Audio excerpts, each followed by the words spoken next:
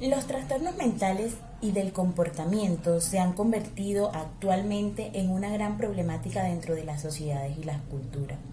Estos trastornos producen no solo en la persona que padece el trastorno un gran sufrimiento o aflicción, sino que también repercute dentro de las familias o grupos sociales en el que se encuentra inmerso dicho paciente.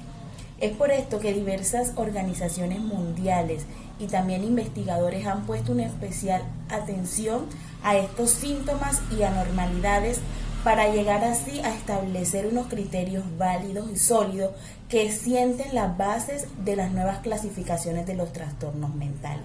En esta ocasión vamos a hablar específicamente del DSM-5 establecido por la Asociación Psiquiátrica Americana, APA, y del CIE-10 establecido por la Organización Mundial para la Salud. Durante todo este video vamos a estar hablando sobre las evoluciones, la historia, los conceptos y la clasificación que presenta tanto un manual como el otro y las diferencias o similitudes que estos presentan entre sí. Manual Diagnóstico y Estadístico de los Trastornos Mentales, o como comúnmente se conoce DSM-5, es considerado el manual más completo dentro de la práctica clínica, ya que por su contenido no solo es utilizado por médicos especialistas en la salud mental e investigadores, sino que también es utilizado por psicólogos, enfermeros, médicos forenses, entre otros profesionales que se encuentran asociados con el área de la salud. En este sentido, cabe resaltar que el DSM-5 es concebido como un conjunto sistémico de descripciones, síntomas, entre otros principios que aportan al diagnóstico y a la clasificación de los trastornos mentales. Asimismo, cabe resaltar que estos trastornos se encuentran enmarcados de acuerdo a las distintas edades, géneros, entre otras características. El DSM-5 fue publicado el 18 de mayo del año 2013 y reemplazó al DSM-4 que fue publicado en el año 2000. En 1999 comenzó el desarrollo de la nueva versión y continuó con la formación de un grupo de trabajo en 2007 que generó y experimentó en campo una variedad de clasificaciones. Con respecto a la edición previa, no sufrió grandes modificaciones en múltiples aspectos, sin embargo, sí hubo diferencias significativas, entre ellas la reconceptualización del síndrome de Asperger que pasó a ser parte de los trastornos del espectro autista, o la eliminación de los subtipos de la esquizofrenia, el cambio del nombre del trastorno de identidad de género a disforia de género, entre otros. Las siglas DSM son definidas como el Manual Diagnóstico y Estadístico de los Trastornos Mentales de la Asociación Americana de Psiquiatría, en la cual se encuentran descripciones, síntomas y otros principios que aportan al diagnóstico de los trastornos mentales. Esta también se puede definir como un sistema de clasificación de los trastornos mentales que han sido bastante aceptados en el diagnóstico clínico y asimismo en el área de la investigación y la docencia. El Manual Diagnóstico y Estadístico de los Trastornos Mentales, en su quinta edición, está organizado en 3 secciones.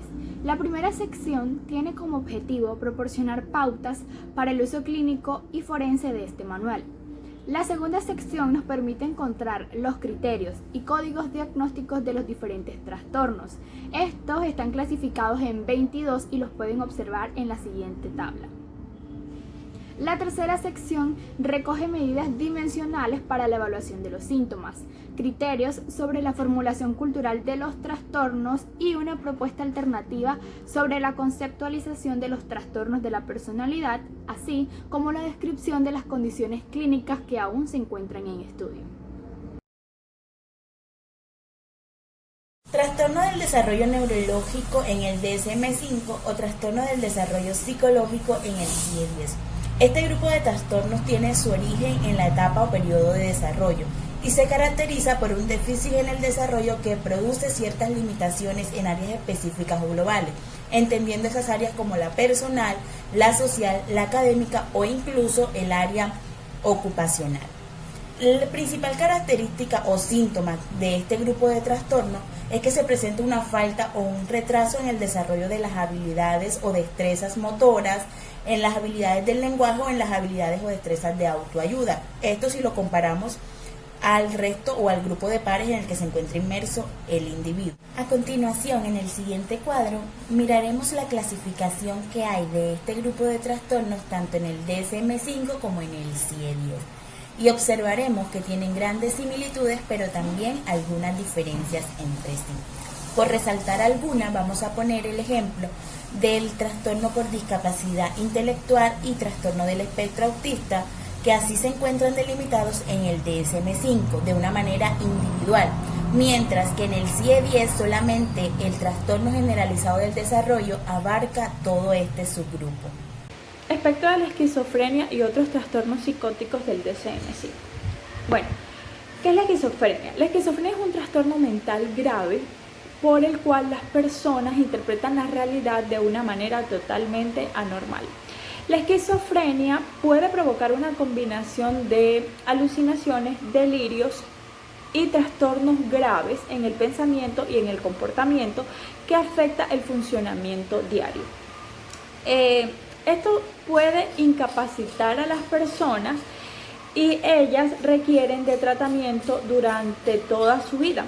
Los síntomas que se presentan son los siguientes: las fantasías, las alucinaciones o hablas desorganizadas, y también reflejan una capacidad deficiente para vivir normalmente. Trastorno bipolar y otros trastornos relacionados. El trastorno bipolar, antes denominado depresión maníaca, es una enfermedad mental que causa cambios extremos en el estado de ánimo, que comprenden altos emocionales, manía o hipomanía, y bajos emocionales, depresión. Sus síntomas más relevantes. Existen distintos tipos de trastornos bipolar relacionados. Estos pueden consistir en manía, hipomanía o depresión, trastorno bipolar 1, trastorno bipolar 2, trastorno ciclotímico y otros tipos. Los trastornos depresivos son un conjunto de enfermedades que tienen como síntoma la presencia de una tristeza patológica, lo cual esta tristeza se presenta con una duración que hace que la persona pierda en sí el interés por realizar algunas de las actividades diarias. Estos se derivan de unos trastornos, lo cual es el trastorno de desregulación destructiva del estado de ánimo. Acá la persona presenta un acceso de cólera, tanto físico como verbalmente, presenta algunas rabietas. El trastorno de depresión mayor, que acá la persona vive deprimido todo el tiempo, tiene un estado de ánimo muy bajo. Y el trastorno depresivo persistente, que acá la persona cumple algunas de las características del trastorno de depresión mayor, también tiene un estado de ánimo muy bajo, se sienten solos, no comparte con sus familiares ni con sus amigos. Y también el trastorno de disfórico premenstrual, que es cuando la mujer acá siente una irritabilidad y una depresión antes de que le lleve la menstruación. Los trastornos de la ansiedad son consideradas afecciones en la salud mental, en la cual la ansiedad, las preocupaciones y los miedos no se desvanecen y que con el tiempo estas pueden empeorar, lo cual causaría una interferencia en la realización de las actividades diarias como estudiar, trabajar y relacionarse con los demás. También cabe resaltar que no todos los trastornos de la ansiedad presentan los mismos síntomas. Aún así, estos pueden coincidir en cambios en el comportamiento, como dejar de realizar actividades que antes se hacían de manera cotidiana, o en síntomas físicos como molestias inexplicables o fatigas, entre otros. El trastorno obsesivo-compulsivo tiene un patrón de pensamientos y miedos irracionales que hace tener comportamientos repetitivos. Estas obsesiones y compulsiones pueden interferir en las actividades de la vida diaria, generando mucha angustia y ansiedad. Los síntomas de este trastorno están clasificados en dos: obsesiones y compulsiones. Las obsesiones del TOC son los pensamientos, impulsos o imágenes repetitivas, persistentes e indeseadas que son invasivas y pueden generar mucha angustia o ansiedad. Las obsesiones del TOC son los comportamientos repetitivos, los cuales la persona se siente obligada a repetir. Estos comportamientos repetitivos o actos mentales se hacen con el fin de reducir o prevenir la ansiedad generada por las obsesiones. En el siguiente cuadro pueden observar los códigos del DSM-5 y el CIE-10 del trastorno obsesivo compulsivo y los relacionados con el mismo. Trastornos relacionados con traumas o factores de estrés. Este tipo de trastornos son desencadenados por algunas situaciones que resultan estresantes o que resultan perturbadoras o aterradoras para la persona que la vive, desencadenando en ella toda una serie de sentimientos, pensamientos negativos que producen angustias, temores, entre otros, y que perturban y persisten durante la vida del ser. Entre los síntomas más relevantes o más destacados de estos trastornos encontramos 3 categorías o 3 tipos. Están los recuerdos intrusos, que son aquellos que mantienen vivo o mantienen en la conciencia aquella situación o suceso estresante o suceso que activa ese tipo de pensamientos o sentimientos. Tenemos la evasión, que no es más que evadir siempre los lugares, objetos, olores, entre otros, que nos traigan a la conciencia ese tipo de recuerdos sobre el suceso traumático. Y también tenemos los pensamientos negativos o emociones o estados de ánimos negativos cambiantes. Vemos para la clasificación de este grupo de trastornos en el DSM-5 el siguiente cuadro, en el cual podemos evidenciar los códigos tanto del DSM-5 como en el CIE-10 y la clasificación de estos trastornos. Si miramos bien, sabemos que serían 13 trastornos, pero es claro identificar y especificar tanto la persistencia como la gravedad de los mismos. Trastornos disociativos. Los trastornos disociativos mentales sufren una desconexión y una falta de continuidad entre pensamientos, recuerdos, entornos, acciones e identidad.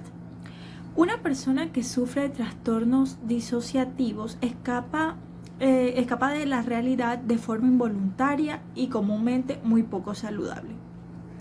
Los síntomas que se presentan son los siguientes: pérdida de la memoria, especialmente sucesos y con respecto a personas. Olvidan usualmente su información personal. También sienten sensación de estar separados de sí y perciben que las personas y las cosas que los rodean son irreales, o sea que presentan pensamientos distorsionados. De síntomas somáticos y otros trastornos relacionados. En el trastorno somático hay un foco importante en los síntomas físicos como dolor, fatiga, hasta el punto en que causa una gran angustia emocional y problemas para desenvolverse en la vida diaria. Puedes o no tener una enfermedad asociada con estos síntomas, pero tu reacción a los síntomas no es normal. Algunos síntomas importantes son sensaciones específicas como dolor, dificultad para respirar, o síntomas más generales como cansancio o debilidad. No están relacionados con una causa médica identificable o se relacionan con un trastorno médico como el cáncer o enfermedad cardíaca, pero son más importantes de lo que se espera. Son síntomas únicos, múltiples o variables. Son leves, moderados o graves. Trastornos alimentarios y de la indigestión de alimentos, DSM-5. Los trastornos de la conducta alimentaria son problemas relacionados en la forma en la que comen las personas.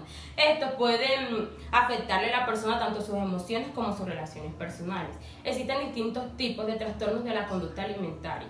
Son los siguientes: el trastorno de rumiación, que esta hace referencia cuando la persona presenta una regurgitación de alimentos, vómitos repetidos. Estos tienen un periodo mínimo de 1 mes. El trastorno de evitación o restricción de alimentos es cuando la persona evita por completo la comida, pierde el interés por la comida y cuando suelen verse en el espejo ven una imagen negativa de sí mismo. La anorexia nerviosa, que hace referencia cuando la persona presenta un bajo peso corporal y el problema va conducido a la desnutrición. Acá la persona suele presentar mareos, dolores de cabeza, las menstruaciones irregulares, se sienten mareados, solos y tristes y deprimidos. La bulimia nerviosa, que es cuando la persona presenta episodios recurrentes de atracones, siente que no puede parar de comer. Y el trastorno de atracones, que es cuando la persona acá no ve un límite de la comida, siente que tiene que estar comiendo cada rato. Los trastornos de excreción se pueden definir como un retraso en el aprendizaje de control de esfínteres en los niños. En este se pueden presentar la enuresis y la encopresis. La enuresis hace referencia a la emisión de orina repetida en lugares inapropiados como en la cama o sobre la ropa, o también en lugares públicos. Esta puede ser de manera voluntaria o involuntaria y se presenta en niños de 5 años de edad o más. Y la encopresis hace referencia a la excreción repetida de heces en lugares inapropiados, ya sea sobre la ropa o en el suelo de lugares públicos, y puede ser de manera involuntaria o voluntaria, y este se presenta en niños de 4 años de edad o más. Trastorno de sueño y vigilia. Son afecciones que provocan cambios en la forma de dormir. Estos incluyen dificultad para conciliar el sueño, permanecer dormido, quedarse dormido en momentos inapropiados, dormir demasiado y conductas anormales durante el sueño. Un trastorno de este tipo puede afectar la salud, la seguridad y la calidad de vida en general. Algunos de los síntomas más comunes de este tipo de trastornos son somnolencia diurna excesiva, respiración irregular, aumento de movimiento durante el sueño, sueño irregular, dificultad para conciliar el sueño, agotamiento físico y bajo rendimiento. En la siguiente tabla van a poder encontrar los códigos diagnósticos tanto en el DSM-5 como en el CIE-10 de los trastornos de sueño y vigilia y los relacionados con el mismo. Las disfunciones sexuales.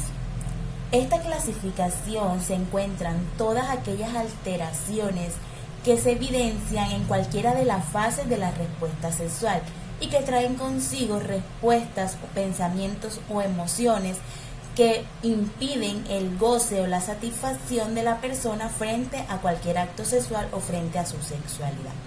Entre los síntomas más característicos de este trastorno o de este grupo de trastornos encontramos la disfunción eréctil, encontramos una respuesta o un deseo sexual inhibido y también podemos encontrar la falta de deseo o la insatisfacción sexual, entre otros. Si vemos a continuación en el cuadro donde encontramos la clasificación de este grupo de trastornos, vemos que se encuentran 10 grandes o 10 trastornos inmersos dentro de este grupo de disfunción sexual. Aquí encontraremos tanto los códigos en el DSM-5 como en el CIE-10. La disforia de género se caracteriza principalmente por aquellas sensaciones de incomodidad o angustia que pueden llegar a sentir las personas cuya identidad de género difiere del sexo asignado al nacer o de aquellas características físicas relacionadas con el sexo.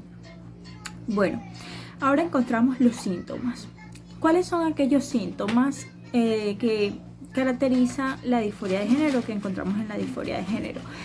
Encontramos un gran deseo de deshacerse de aquellas características sexuales tanto primarias como secundarias debido a una marcada diferencia con su identidad de género interno. Los trastornos destructivos del control de los impulsos y de la conducta, según el DSM-5, se caracterizan por problemas en el autocontrol del comportamiento y las emociones, que se traducen en conductas que violan los derechos de los demás.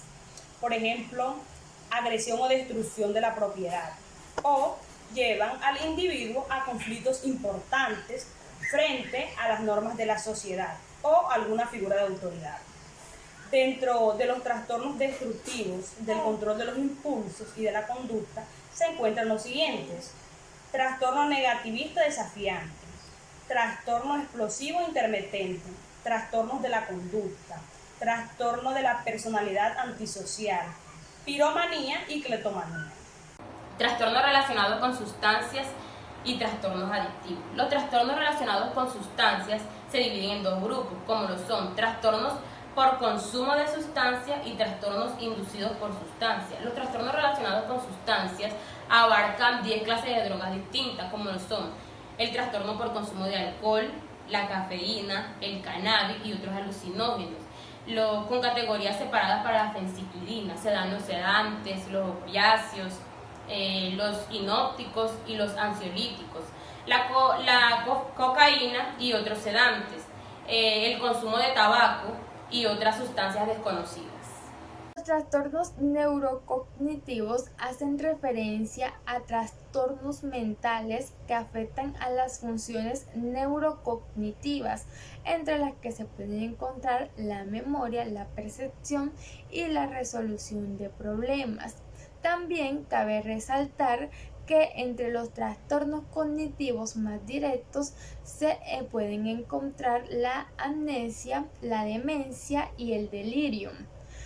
En este sentido, el delirium hace referencia a alteraciones agudas en la conciencia y la demencia hace referencia a alteraciones en el comportamiento y la personalidad, en el lenguaje, en la percepción y demás. Los trastornos de la personalidad son un grupo de afecciones mentales en los cuales la persona tiene un patrón prolongado de pensamientos, comportamientos y emociones que son muy diferentes a las expectativas de su cultura. Estos comportamientos interfieren en la capacidad para desempeñar sus relaciones interpersonales, en su trabajo u otros contextos. Los síntomas de estos trastornos varían ampliamente dependiendo del tipo de trastorno de la personalidad, que están clasificados en 3 grupos. El grupo A, que se caracteriza por comportamientos extraños o excéntricos y comprende los trastornos paranoide, esquizoide y esquizotípico de la personalidad. El grupo B, en los cuales las personas son muy emotivas, excesivamente dramáticas o imprescindibles, y comprende el trastorno antisocial, narcisista, histriónico y borderline o límite. El grupo C, que se caracteriza por sentimientos de temor y angustia y comprende los trastornos evasivo, dependiente y obsesivo-compulsivo de la personalidad. Trastornos parafílicos. Este tipo de trastornos está caracterizado por las fantasías recurrentes e intensas de la excitación sexual, además de las pulsiones y comportamientos sexuales incapacitantes que involucran tanto a niños, adultos u objetos inanimados sin su consentimiento. Es importante aclarar que dentro de nuestra sociedad existen algunos trastornos parafílicos que son considerados delitos, en el caso de la pedofilia. Ahora bien, entre los síntomas más destacados de estas parafilias encontramos la angustia exagerada o aquella inhibición o aquel deterioro de las áreas sociales. Vemos a continuación en nuestro cuadro la clasificación o subclasificación de estas parafilias y vamos a encontrar la relación tanto de los códigos del DSM-5 con el CIE-10. Ok, ahora tenemos otros trastornos mentales. Una definición de otros trastornos mentales que nosotros encontramos es que esta categoría se aplica a presentaciones en las que predominan síntomas característicos de un trastorno de personalidad que causa malestar clínicamente significativo o deterioro en lo social. Otros problemas, objeto de atención clínica. Las afecciones y problemas que se presentan en este tema se pueden incluir en el historial médico, si aportan una información útil al cuidado del paciente. Las afecciones y problemas que se presentan en este capítulo no son trastornos mentales, pero sí se incluyen en el DSM-5 para llamar la atención sobre la diversidad de algunos problemas que se puedan presentar, para que así al final esto le pueda servir a los clínicos y así pasarle un listado que les sirva a ellos para que lo puedan documentar. Según Anaya y Evans, 2012, nos dicen que la Clasificación Internacional de las Enfermedades y la Organización Mundial de la Salud, el CIE-10 es un sistema de categorías asignado a patologías físicas y mentales de la conducta.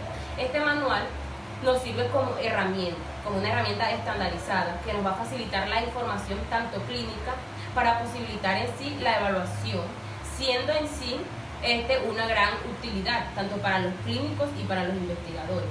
Este manual es fácil de interpretar, es práctico, es específico y puntual en sus criterios, tanto particulares de cada trastorno, convirtiéndose en un aliado perfecto para evaluar el intervenir en los pacientes que van a completar el DSM-5.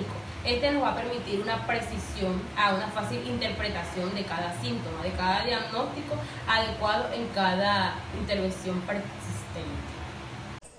Historia y evolución del CIE-10. En la historia del CIE-10, en una reunión efectuada en Viena en 1891, el Instituto Internacional de Estadística encargó a un comité dirigido por Jacques Svertigol, 1951 y 1922, la preparación de una clasificación de causas de defunción. Esto es el primer antecedente de lo que hoy denominamos Clasificación Internacional de las Enfermedades.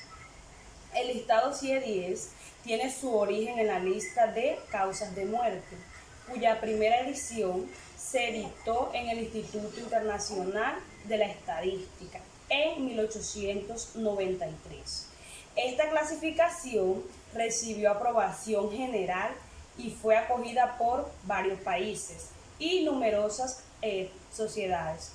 Su primera aplicación fue en América del Norte y ya en 1898 la Asociación Estadounidense de Salud Pública recomendó que los registros civiles de Canadá, México y Estados Unidos adoptaran la clasificación de Svertigol y sugirió además su revisión cada 10 años. Conceptos del CIE. Hablamos del CIE-10 cuando nos referimos a la última revisión de la Clasificación Internacional de las Enfermedades y Trastornos relacionados con la salud mental. Esta fue realizada por la OMS, Organización Mundial de la Salud, en el año 1992. La CIE es un sistema de clasificación de ejes y variables, cuyo esquema le puede servir a las personas como algo muy práctico y epidemiológico. Hasta el momento, la CIE-10 se ha considerado como una de las estructuras más útiles que cualquiera de las alternativas han presentado hasta el momento. La CIE es un código alfanumérico con una letra en la primera posición y números en la primera, segunda y tercera y cuarta posición. El cuarto carácter sigue a un punto decimal. Los códigos posibles van, por lo tanto, en A00.0 a 799.9. Descripción del CIE-10. Propósitos y aplicabilidad de una clasificación de enfermedades puede definirse como un sistema de categorías a las cuales se asignan entidades morbosas de acuerdo a su criterio establecido. El propósito de la CIE es permitir el registro sistemático, el análisis, la interpretación y la comparación de los datos de mortalidad y morbilidad recolectados en diferentes países, áreas y en diferentes épocas. La CIE se utiliza para convertir los términos diagnósticos y otros problemas de la salud de palabras a códigos alfanuméricos que nos permiten el fácil almacenamiento y posterior la recuperación del análisis de la información. Los trastornos mentales orgánicos, incluidos los somáticos, son considerados un grupo de trastornos que se encuentran agrupados por tener una etiología demostrable, enfermedad, lesión u otras afecciones causantes de una disfunción cerebral. Cabe resaltar que entre las disfunciones cerebrales se pueden encontrar primarias o secundarias. Entre las primarias se tienen aquellas que son causadas por enfermedades, daños o lesiones que afectan directamente al cerebro, y entre las secundarias tenemos a enfermedades o trastornos que afectan a varios órganos o sistemas. Los trastornos mentales y del comportamiento, debido al consumo de sustancias psicótropas, son eventos psicopatológicos iniciados por la intoxicación aguda y sus diferentes manifestaciones, que de modo progresivo pueden concluir en adicción o dependencia.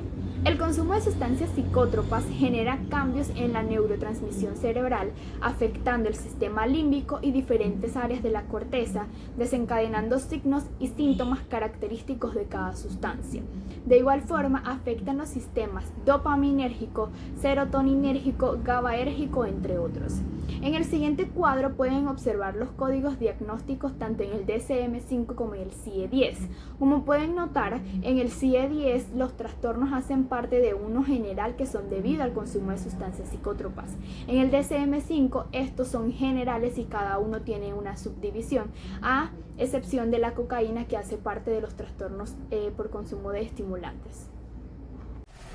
Esquizofrenias, trastorno esquizotípico de la personalidad y trastornos de ideas delirantes. Este tipo de trastornos o este grupo está caracterizado por algunas distorsiones fundamentales y típicas tanto de la percepción como del pensamiento y de las emociones. Se caracteriza o tiene recurrentes alucinaciones, especialmente de tipo auditivo, que pueden llegar a comentar la propia conducta del sujeto, así como su propio pensamiento.